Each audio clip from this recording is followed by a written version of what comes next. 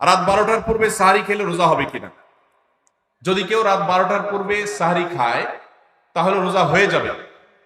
এমনকি মধ্যরাতে কেউ, শুরুর রাতে কেউ খেয়ে শুয়ে গেছে, সাহরি আর খায় নাই, তারও রোজা হয়ে যাবে। কিন্তু সাহরি খাওয়াটা সুন্নাহ।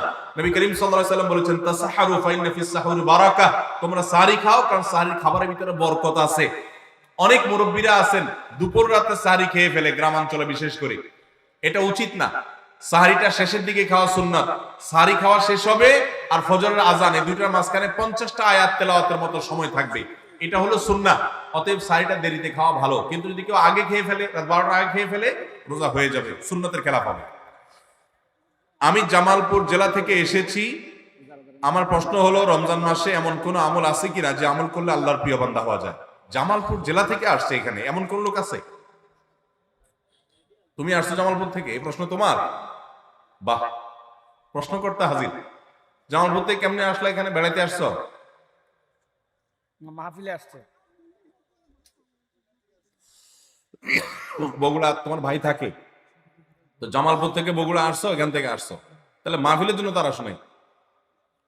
ও মাহফিলেই আসছো, ভাইয়ের বায়া হয়ে, মাশাআল্লাহ। যাই হোক, ঠিক আছে, বসো। তোমার সাথে আলাপ আমার উদ্দেশ্য না, মানে আমি অবাক হয়েছি যে জামালপুর কোথাও, অনেক দূর না? ময়মনসিংহ পার হয়ে। যাই হোক, জামালপুর থেকে আসছে ভাই। তোমার প্রশ্নটা চলে আসছে, নসিব ভালো, বহু প্রশ্নই তো আসছে সবাই। রমজান মাসে এমন কোন আমল আছে কিনা যা করলে আল্লাহর প্রিয় বান্দা হওয়া যাবে?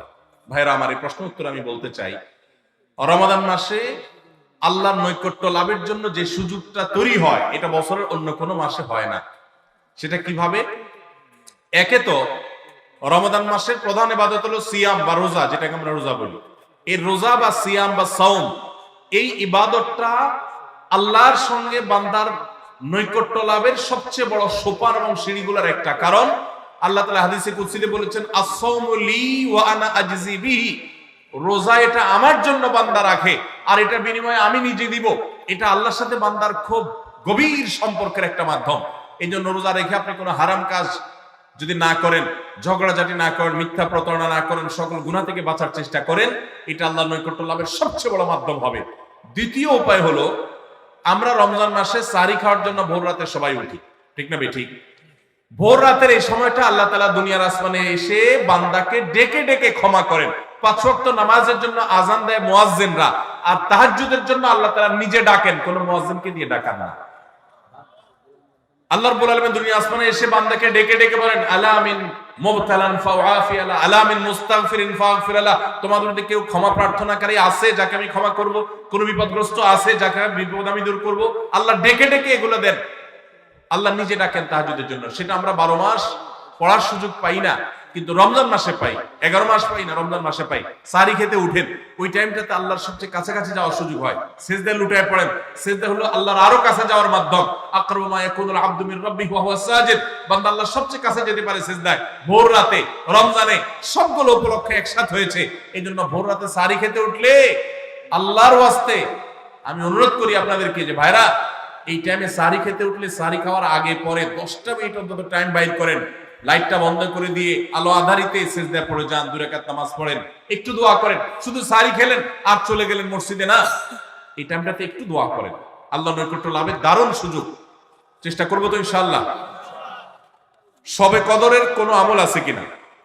শবে কদরের আমল আছে ভাই। শবে কদরের সব ধরনের ইবাদতই করার চেষ্টা করতে হবে সাধ্য অনুযায়ী, যেগুলো করা সম্ভব হয়। বিশেষ করে কোরআন তেলাওয়াত করা, 2 রাকাত করে লম্বা কেরাত, লম্বা রুকু সিজদা দিয়ে যতটুকু পারেন নফল নামাজ পড়বেন।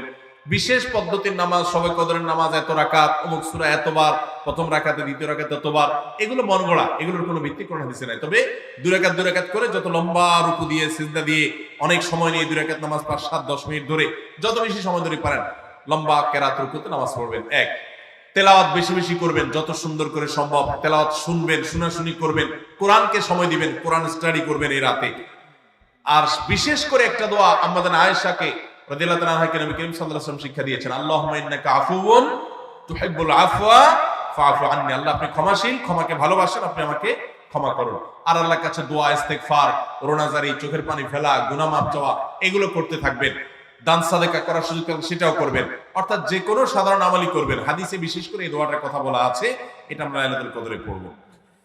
শবে কদরের নামাজের নিয়ম কি, কত রাকাত পড়তে হবে একটু জানাবেন। শবে কদর নামাজের নিয়ম কি? একটু আগে আমরা বলেছি যে শবে কদর নামাজের আলাদা কোনো নিয়ম নাই। অন্য যে কোনো সময় যে আমরা নফল নামাজ পড়ি ঠিক একই পদ্ধতিতে আমরা শবে কদরে পড়বো, লাইলাতুল কদরেও পড়বো। আমরা বিশেষ করে অনেকে মনে করি লাইলাতুল কদরের প্রথম রাকাতে অমুক সূরা এতবার পড়তে হয়, সূরা ফাতিহার পর দ্বিতীয় রাকাতে তমুক সূরা ততবার পড়তে হয়। এগুলো সবগুলো মানুষের নিজেদের বানানো। কোরআন বা হাদিস এরকম কোন ফরম্যাট শবে কদরের জন্য আলাদা ঠিক করে দেয় নাই। ওইটাকে আমরা আবশ্যক বানালে বরং সেটা বিদআত হতে হবে, বিদআত হতে পারে। আমরা দুই রাকাত করে যত লম্বা সময় পারি যে কোনো সূরা দিয়ে পারি আমরা বেশি বেশি করে নামাজ পড়বো শবে কদরে ইনশাআল্লাহ তাআলা। রোজা রেখে রক্ত দেওয়া যাবে কিনা? মানুষকে রক্ত দান করা সওয়াবের কাজ। কোন রোগীকে চিকিৎসার জন্য রক্ত দেওয়ার প্রয়োজন হচ্ছে, আপনি রক্ত দিতে পারবেন, কিন্তু রোজা রেখে দিতে পারবেন কিনা? উত্তর হলো, যদি রোজা রেখে রক্ত দিলে আপনার রোজার কোনো ক্ষতি না হয় আপনি দিতে পারেন। রোজার ক্ষতি না হওয়া মানে, অনেকে আছেন যে রক্ত দিলে তিনি নিজে দুর্বল হয়ে, তার শরীরে এমনি রক্ত শূন্য, রক্ত দেওয়ার ফলে দুর্বল হয়ে তার রোজাটাও বরং রাখাটা রিস্ক হয়ে যেতে পারে। এরকম যদি হয় কেউ, তাহলে তার জন্য এটা করা উচিত না, জায়েজ না, কিন্তু তার রোজা হুমকির মধ্যে পড়ে যাবে। আর এরকম সচরাচর বেশিরভাগ লোক এরকম না, সুস্থ স্বাভাবিক আলহামদুলিল্লাহ, যে এক ব্যাগ রক্ত আমি দিলে আমার অসুবিধা হবে না, আমি রোজা রাখতে পারবো, তাহলে সে অবস্থায় রোজা অবস্থায় রক্ত দিলে রোজা ভঙ্গ হবে না।